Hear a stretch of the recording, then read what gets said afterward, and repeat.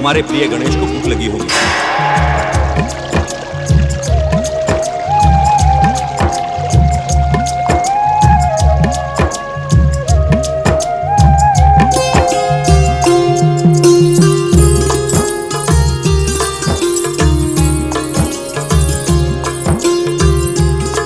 हमारा प्रिय गणेश कहाँ गया?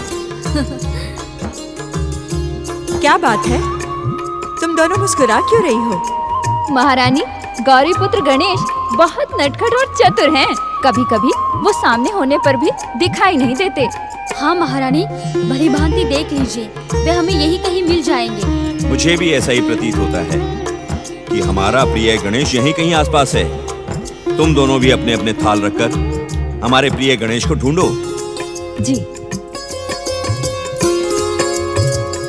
हमारे प्रिय गणेश को अपने नाना नानी से हास्य विनोद करना बहुत ही प्रिय लगता है।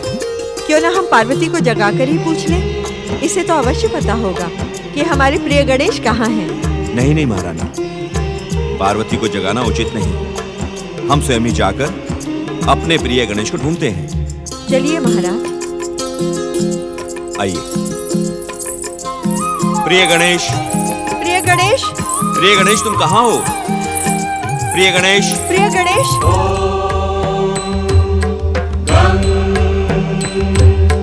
गणपतये नमः।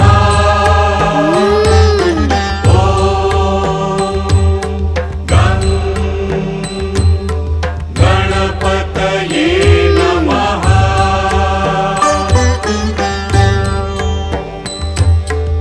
प्रिय गणेश, हमारा प्रिय गणेश गया कहाँ? पता नहीं।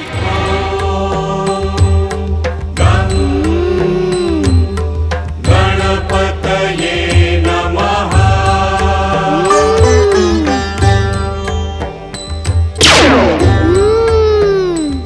चलिए।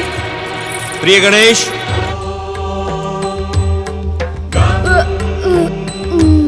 प्रिय गणेश, कहाँ हो तुम? प्रिय गणेश, कहाँ हो तुम? प्रिय गणेश, प्रिय गणेश।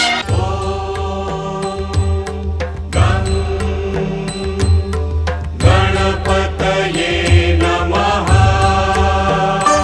माताश्री उठिए, मुझे बहुत भूख लगी है। इतने बड़े हिमालय राज के महल में मुझे खाने के लिए कोई भी नहीं पूछता।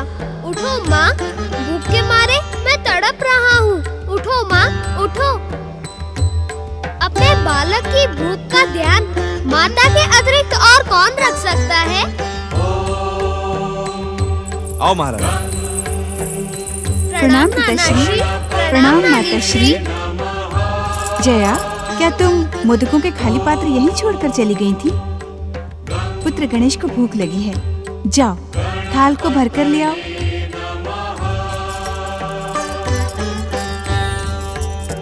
पुत्री पार्वती, ये सारे के सारे थाल मोदकों से भरे हुए थे।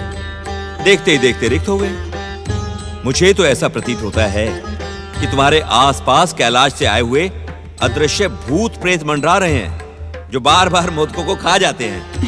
नहीं पिताश्री, मेरे साथ कैलाश से कोई भूत प्रेत नहीं आए। तुम्हें कुछ भ्रम होगा पुत्री। भ्रम नहीं पिताश्री, यदि वे यहाँ आए होते तो मेरी दृष्टि से बच नहीं सकते थे। माताश्री, दासियों को मोदक लाने में इतना विलंब क्यों हो रहा है? लीजिए गजानन महाराज, मोदकों का प्रसाद ग्रहण कीजिए। माता, आपकी इस प्रिय दासी के वचनों से ऐसा लग रहा है मानो ये मुझ पर कोई उपकार कर रही है। मुझे किसी का उपकार नहीं चाहिए माता। प्रिय गणेश, तुम दासी की बात को अन्यथा ना लो। हम सब तुमसे विनती करते हैं कि मोदकों का प्रसाद ग्रहण करो, और यदि तुमने ऐसा किया तो ये हम सब पर बहुत बड़ा उपकार होगा। माता, नानाश्री मेरे पूज्य हैं, इनकी आज्ञा मानना मेरा कर्तव्य है, परंतु इनकी बातों से मेरे प्रति व्यंग झलक रहा है। क्या इन पर उपकार करके मैं प्रसन्न हो सकता हूँ? अब प्रिय गणेश को तुम ही मनाकर खिलाओ पार्वती। ये कठिन कार्य हमारे वश में तो नहीं है। चलो महाराज।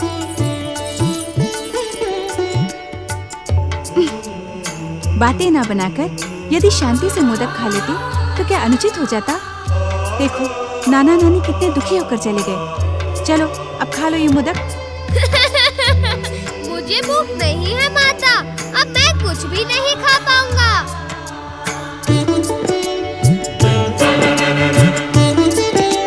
पार्वती पुत्र श्री गणेश, अदिति पुत्र श्री महोत्कट और श्री मयूरेश्वर, ये सभी श्री महागणेश की कल्याणकारी लीला के पात्र हैं। उनकी इच्छा के अनुसार ही अपना अपना कर्तव्य निभा रहे हैं। श्री महागणेश की लीला का रहस्य खोजना हर एक के लिए असंभव है। इसी प्रश्न के उत्तर को खोजने में देवर्षि नारद स्वयं ही उलझ गए। इसी उलझन के साथ आज वे स्वयं से बातें करते चले जा रहे हैं। दीनहीन नारद से कौन सा अपराध हुआ है कि परमदेव श्री महागणेश ने अपने दर्शन देना ही बंद कर दिया है? हे परमदेव, मुझे अपने परम पावन दर्शन दे प्रभु। हे प्रभु, मुझे क्षमा करें और मुझे दर्शन दे।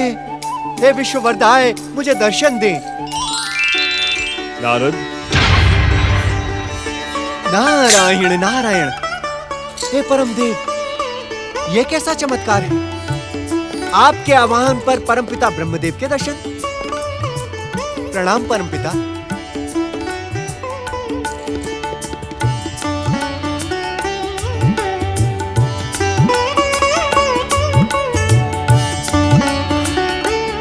हे परमपिता, क्या आपके इस मानस पुत्र से कोई भूल हुई है जो आप इस प्रकार उपेक्षा भरी दृष्टि से मुझे देख रहे हैं? तुम क्या समझते हो नारद? हमें तुम्हारी गतिविधियों का ध्यान नहीं? तुम्हारा परम देव श्री महागणेश को बार बार पुकारने का उद्देश्य भी हम भली भांति जानते हैं। नारायण नारायण। परमपिता, आप विधाता हैं, सर्वशक्तिमान हैं, त्रिदेवों में प्रथम हैं। आपके बारे में ना तो मुझे कोई भ्रम है और ना ही कोई संदेह। आपको इस संसार के हर रहस्य का ज्ञान होना ये तो स्वाभाविक है प्रभु, किंतु आप मुझे इतनी उपेक्षा भरी दृष्टि से क्यों देख रहे हैं? नारद, जब पुत्र अपने पिता को लंबे समय तक मुंह ना दिखाए, अपने शंका के समाधान के लिए श्री महागणेश को बार बार कष्ट दे, तो उसे उसकी भूल का ज्ञान कराना क्या पिता का कर्तव्य नहीं है? नारायण नारायण।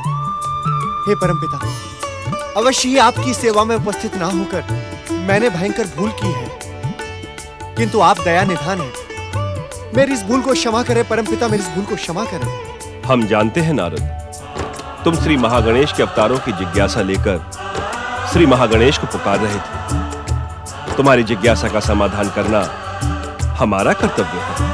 नारायण नारायण, आप धन्य हैं परमपिता।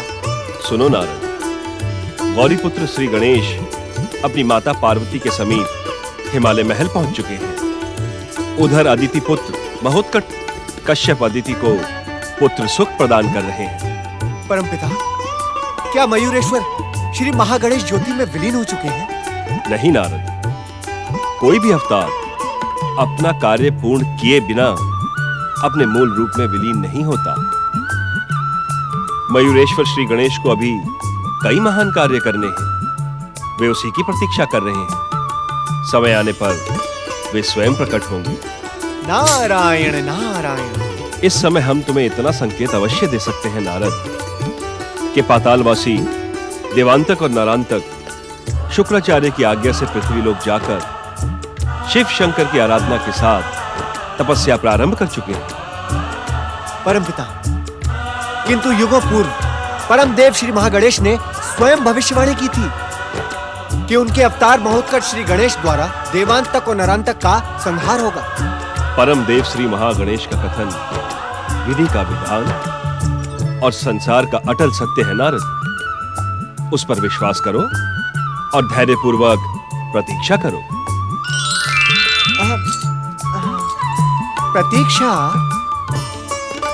प्रतीक्षा ही तो नहीं होती है इस नारद से परमपिता। नारायण नारायण। नमः शिवाय।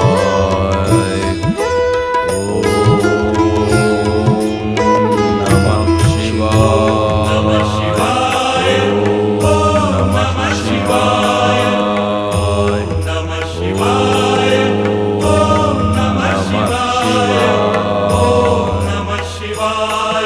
नारायण नारायण हरि हरि, श्रीमन नारायण नारायण हरि हरि, नारायण नारायण हरि हरि।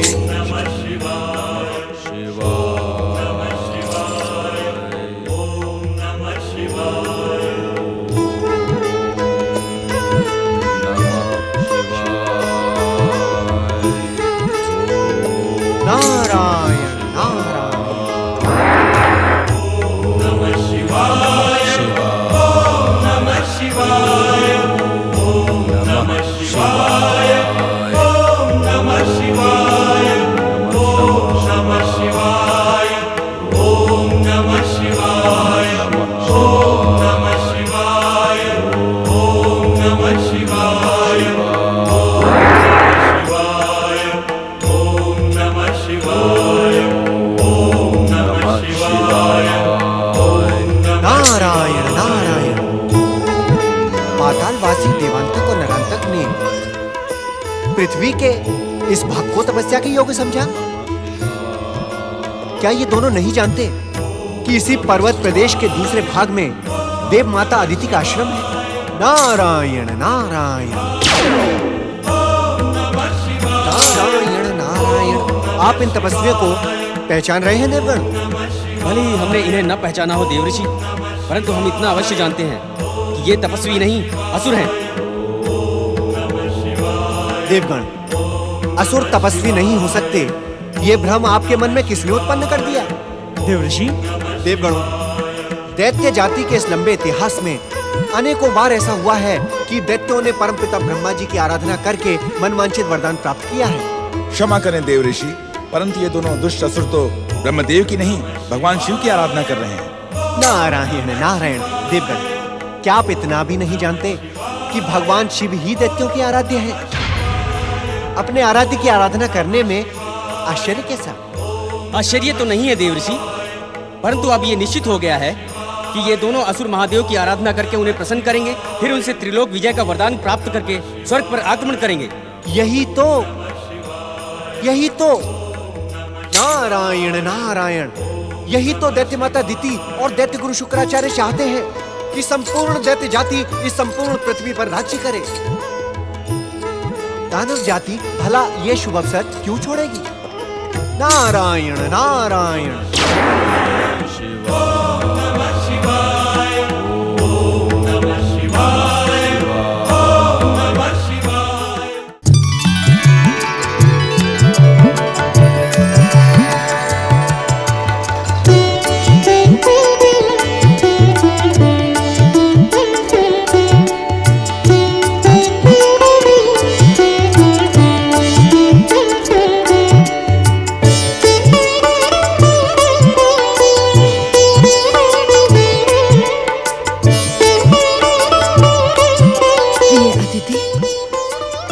तुम्हारे आदर सत्कार और तुम्हारे पुत्र महोत्कट की सेवा से मैं अत्यंत प्रसन्न हूँ।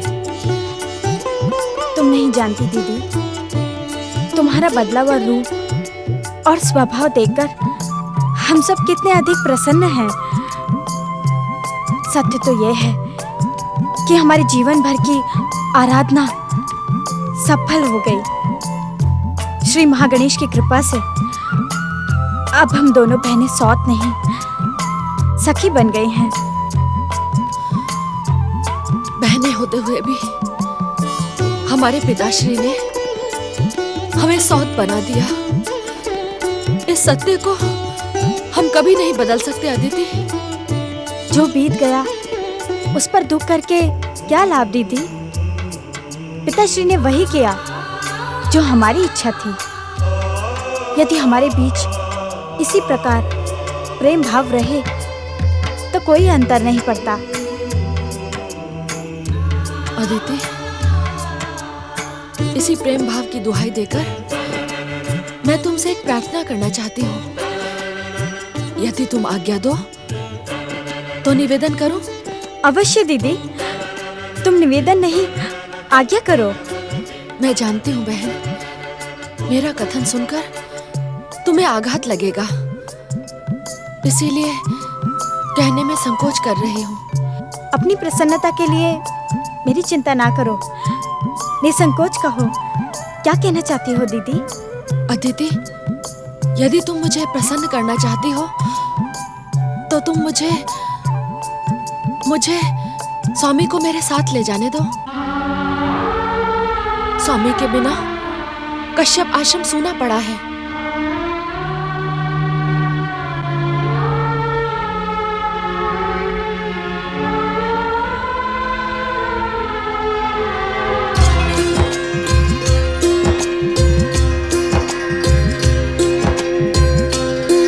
आओ पुत्र।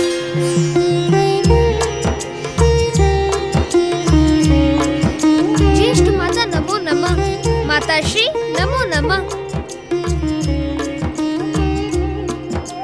ज्येष्ठ माता, मैं वन से तुम्हारे लिए मीठे मीठे फल लेकर आया हूँ।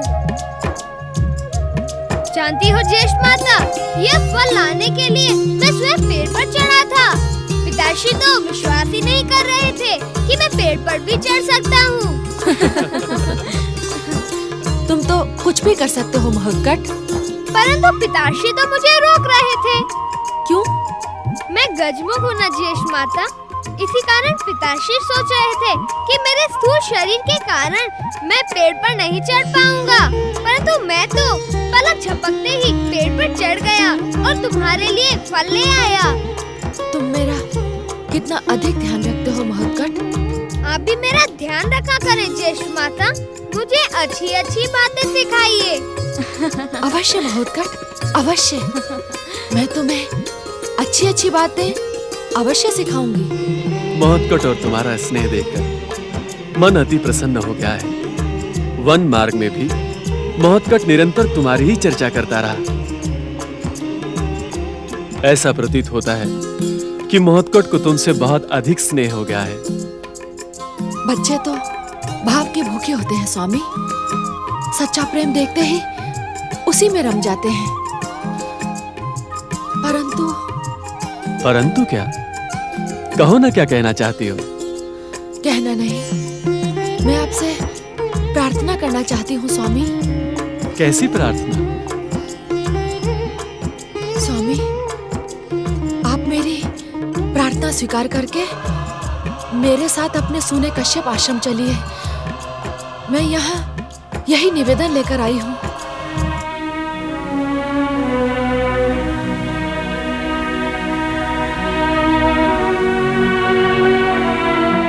दीदी, तुम्हें किस बात का कष्ट है? जब तुम्हारे मन में अदिति के प्रति शत्रुता समाप्त हो गई है, तो फिर स्थान परिवर्तन करने का अर्थ क्या है? उत्तम तो यही होगा कि हम सब मिलकर यहीं रहें। हाँ ज्येष्ठ माता, हमें यहीं रहना चाहिए। आपके यहाँ रहने से मुझे भी अकेलापन नहीं लगता। ज्येष्ठ माता, यदि आपका यहाँ मन न लगता हो तो हम सब साथ साथ कश्यप आश्रम जाएंगे, क्यों पिताश्री?